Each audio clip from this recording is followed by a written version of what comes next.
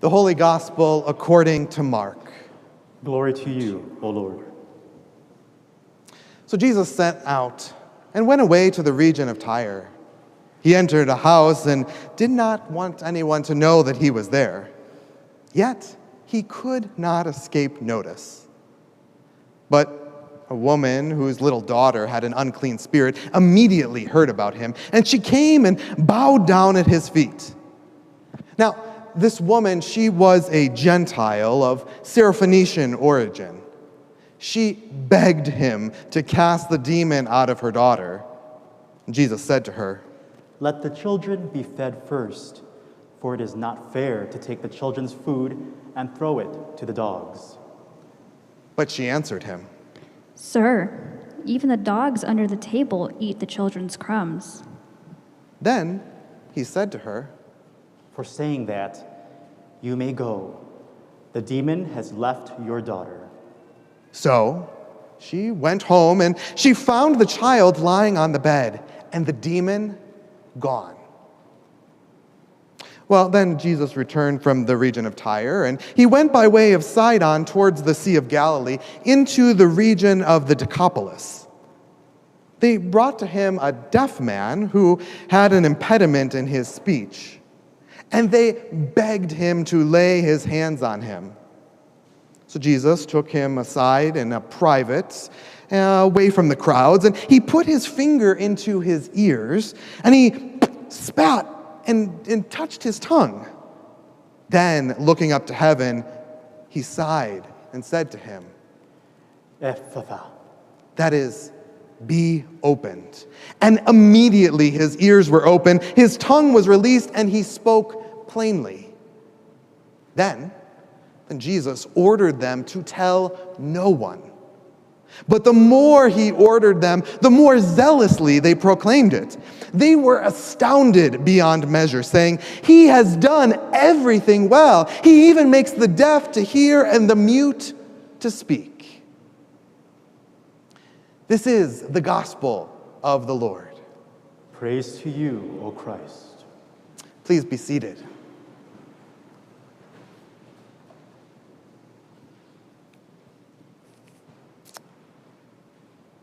Adults, children, dogs. It's the assumed hierarchy in today's gospel reading, if you caught it. Adults, then children, and then the dogs are at the bottom. At its best, it was Jesus' quick metaphor that he came up with to get that unnamed Syrophoenician to get out of his way so he can continue doing what he was doing. Adults, children, dogs. Probably at its worst, scholars say it's probably a racial slur.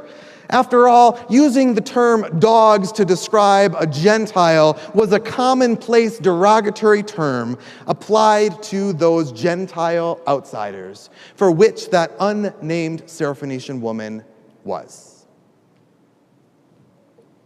And modern societies have developed similarly damaging racial and ethnic hierarchies throughout the ages. Can we think of any? Go ahead and shout them out. Can you think of racial or ethnic hierarchies that you can remember in modern times? I know you can. The caste system. So we can think of the caste system in India, maybe. But there's been a lot of caste systems across the globe as well, right? We can think of them in places like Korea and Japan, even in places in the African continent, South African continent.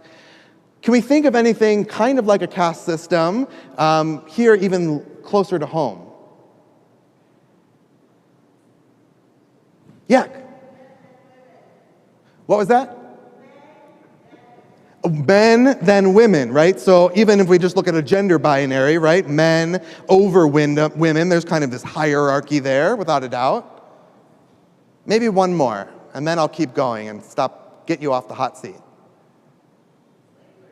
Slavery, right? So we can think of the enslavement of especially those from the African continent. And we can think about things like, the 3/5 clause, right? This damaging hierarchy that made those who were deemed white, whatever the definition was of that at the time, had more privileges, were higher up in this hierarchical chain than those who were deemed to be less, 3/5 of a person. And so even though most of these hierarchies technically have been removed from law, like we see in India, technically slavery is not supposed to be a thing here in the United States, still there remains so many barriers. The advantages of those who were formerly at the bottom, we can think of Dalits, we can think of those who have been enslaved in the United States. There's still barriers, right? Those benefits that those who are at the top of the hierarchy still seem to be out of reach. And the stigma that comes from it definitely still lives on.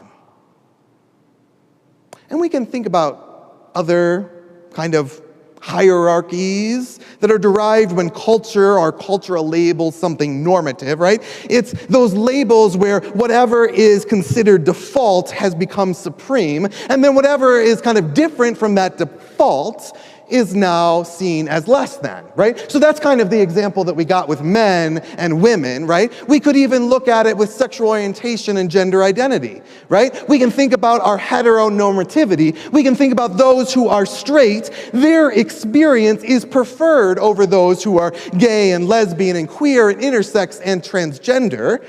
And we can see those things, those heteronormative experiences and ideals when we see things like bathrooms that are fit in that gender binary, right? Or maybe when a male-presenting individual is asked about his wife instead of maybe his partner or those who are loved by him. And these are the types of distinctions that were mentioned in today's reading from James. Now, in that reading, the author called to mind the ways that we are partial to those who have resources or riches or connections, those who are in the normative category. Oftentimes, we have a tendency, even if we are in some of those lower down hierarchical structures, we have a tendency to give greater respect and kindness to those who have those resources and connections and the normative status, instead of giving respect and kindness to those who are without. We can even see this when we have a tendency to treat those who are well-kempt or smell like they've maybe had a shower today. We treat those better than those who maybe look homeless or look unkempt or smell like they haven't had a shower today. We treat those people instead with a critical eye. Yet, what we find in James and also in Mark's gospel is that our God shows no partiality. Well, actually, in today's gospel, some scholars say that Jesus needed that reminder himself, right? After all, Jesus, we have to remember, he was in the territory where this Syrophoenician woman lived. And this territory was mainly a territory that was comprised of those who are Gentiles. That is, people who are outside of the Jewish realm. And so this unnamed woman, she comes up to Jesus, and she actually, some scholars argue, had to push Jesus, had to really tell him, hey, the circle is wider than you're trying to make it. For even the dogs, even though you call me a racial slur, even I have at least access to the bread that comes from the table of our God. And so in that moment, she pushed Jesus to widen the welcome, to include her and her daughter. Then after Jesus healed her daughter, he took this weird kind of circuitous route, one might say, to another Gentile region. Actually, so he's in Tyre, okay? So he's along the Mediterranean Sea. He goes further north, deeper into the Gentile region to Sidon, which kind of seems a little weird. Maybe he needed a little bit more exposure therapy to people who were different than him. But nevertheless, then he swings back around. He starts heading south again, past the Sea of Galilee, into another Gentile area called the Decapolis. There, in another Gentile area, he comes across another man. In fact, that man was brought to him. Now, this man had a speech impediment, right? He also was deaf. And, statistically speaking, if you're in the Decapolis, it is a Gentile, mainly Gentile region. It probably means this man was what? Statistically speaking, if you're in an area where most of the people are Gentiles, statistically speaking, that man was probably then what? A Gentile. Thank you. Come back to me. Don't think about your shopping list or the barbecue later. Come on back. We're pure logic, right? If statistically speaking, most people are Gentiles, then probably this guy was a Gentile, right? So we get to another Gentile. We got the Syrophoenician woman who was what? Jewish or Gentile? Gentile. Now we get to this guy, right? And again, was he Jewish or Gentile? Probably. Gentile. So here we are, another Gentile. But the difference is that the Mark's gospel doesn't say, well, Jesus starts debating with this guy if he should be healed or not. No, instead Jesus acts. Jesus heals him. So a little bit different, right? It's almost as if the interaction with that unnamed woman a little bit earlier, maybe kind of she helped Jesus lean into and more fully embody God's truth that there is no partiality. You see, for in the rest of Mark's gospel, we'll find that Jesus' ministry is about action. It's about doing. It's about rejecting violence. It's about rejecting pride. It's about serving one another. It's about showing love to the outsider. It's about being with people instead of observing people. Is that making sense? Being with people instead of observing people. Does that make sense? I know you can talk through your mask. Does it make sense? Okay, great. Got to get you all woken up on this weekend, this holiday weekend. So, it's about being with people instead of observing people. You see, we have a God that acts with people and then invites you and me as people who follow the Christ, that is Jesus, those who follow the Christ, we are invited to be active in our faith. Now here's the deal. Our first reading from James. I don't like James' gospel. In fact, Martin Luther, the namesake of our tradition, didn't like James either. He kind of thought that James should be just shoved to the side. Nevertheless, we got James's reading today, and James kind of is going at this same idea of being with people instead of observing people in a little bit of a harsher manner. So let's look at it again, and you can pull out your bulletin if you want. For those of you on the screen, here it is, because James said on verse 15, and Kathy did a great job reading this. James said, "If a sibling is naked and lacks daily food, and one of you says to them, 'Go in peace, keep warm and eat your fill,' and yet you do not supply their bodily needs, what is that good? What is the good of that? So faith by itself, if it has no works, it is dead." It's pretty intense, right? This is why Luther didn't really like James very much. It seems like you got to do works to actually have faith. But let's just pull this back a little bit. James is kind of saying here that God's vision is for an active faith. It's a faith that follows in the footsteps of an active God who liberated the Israelites. You remember that? The whole parting the Red Sea. Who saved Noah and the animals from the flood. You remember that? Big old boat floating up and down.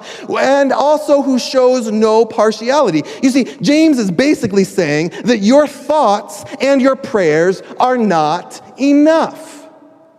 You see, rather, God's vision for the world is filled with thoughts and prayers and active love. It all goes together. So let's think about that in like the here and now, right? Let's think about that in today's context. So James is saying, only only exclusively thinking about Afghanistan refugees is not the way that God reigns. Rather, it is through our work with organizations like Refugee One, where we respond to their needs and their resources, and we think about them, and we pray for them, then that is in alignment with our act of God. Is that kind of making sense, the difference there? Okay, so another example, hurricane. We've all heard of Hurricane Ida, right? Right through Louisiana, and then all the way up New York City, right? Hopefully, yeah, okay, good. We got a few heads shaking. So, let's think about this. Hurricane Ida. All right, we're praying for them. We hope they recover. Let's hope the subway comes back up. Let's hope these people's houses are rebuilt and they have access to water. James would say that is not enough.